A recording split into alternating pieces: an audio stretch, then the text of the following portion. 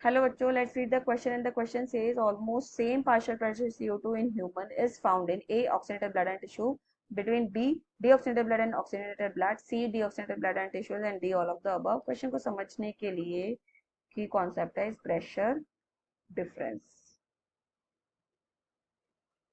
ना क्वेश्चन हमें ये पूछ रहा है कि जो पार्शियल प्रेशर है कार्बन डाइऑक्साइड का ह्यूमन में वो सेम कौन कौन सी साइड पे पाया जाएगा.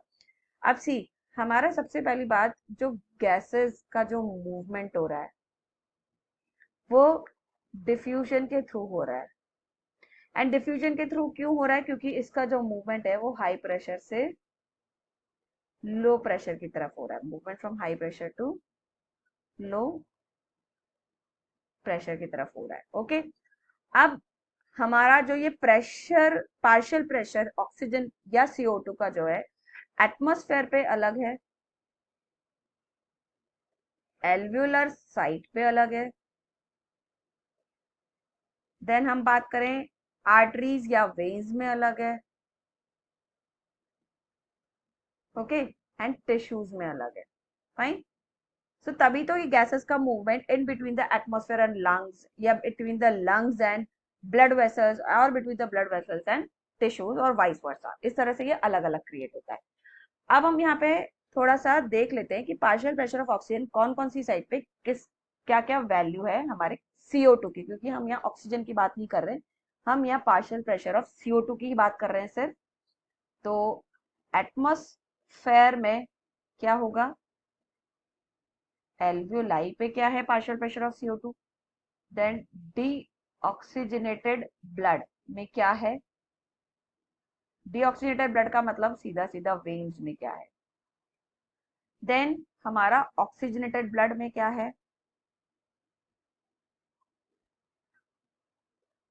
मतलब आर्टरीज में क्या है. एंड देन हमारा यहाँ पे partial pressure of CO2 tissues पे क्या है. ओके अब यहाँ पे वैल्यूज हम देखें तो एटमॉस्फेयर में हमारे पार्शियल प्रेशर ऑफ CO2 की वैल्यू 0.33 mmHg है. तो एल्वुलाई में ऑब्वियसली क्या होगी? 40 mmHg है, क्योंकि CO2 का मूवमेंट हमेशा हमारे सेल्स से टिश्यूज से बाहर की तरफ है, मतलब आउटसाइड ऑफ द लंग्स की तरफ होगा. तो ऑब्वियसली अंदर जाते जाते CO2 का प्रेशर हमेशा बढ़ना चाहिए. लाइक एल्वुलाई का 40 mmHg है. डीऑक्सीजनेटेड ब्लड में CO2 ज्यादा होता है, इसलिए यहाँ पे भी वैल्यू ज्यादा हो जाएगी. ऑक्सीजनेटेड ब्लड में हमारा CO2 कम होता है, तो यहाँ पे वैल्यू हमारी कम होगी पार्शियल प्रेशर ऑफ CO2 की आर्टरीज में. और टिश्यूज पे भी ज्यादा मिलनी चाहिए, that is 45 mmHg. Okay as compare to oxygen. Right. Partial pressure of oxygen की अगर हम देखें कंपैरेटिवली, हम थोड़ा सा स्टडी कर लेते हैं. चलिए, तो एटमॉस्फेयर में इट इज 159 mmHg, एल्वुलाई पे इट इज 104. डीऑक्सीजनेटेड ब्लड में ऑब्वियसली कम होनी चाहिए क्योंकि यहाँ पे CO2 ज्यादा है. ऑक्सीजनेटेड ब्लड में ज्यादा होनी चाहिए 95. एंड टिश्यूज पे भी ऑक्सीजन की कमी होनी चाहिए, दैट इज 40. अब हमसे ये पूछा गया है कि partial pressure of CO2 same कहाँ कहाँ पर है. तो एक तो हमें सेम मिल रहा है एल्वुलाई पे 40 mmHg CO2 का एंड ऑक्सीजनेटेड ब्लड आर्टरीज में ये भी सेम है, लेकिन ऑप्शन में हमें ये नहीं दे रखा है like alveoli in oxygenated blood के बीच में there is no other option, मतलब ये ऑप्शन ही नहीं है. तो फिर दूसरा ऑप्शन हम क्या कंसीडर कर सकते हैं? दिस डीऑक्सीजनेटेड ब्लड में हमारा 45 mmHg है और टिश्यूज पे भी हमारा CO2 का पार्शियल प्रेशर 45 mmHg है. तो we can say that partial pressure of CO2 same किस किस के बीच में हो सकता है? In between deoxygenated blood and tissues.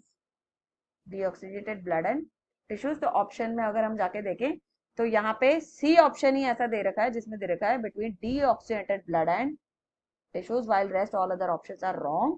That is like हम कहें A oxygenated blood and tissue, that is wrong. Deoxygenated blood and oxygenated blood, that is also wrong, and D all of the above wrong. So we'll go with answer C. So I hope you understood it well. Best of luck.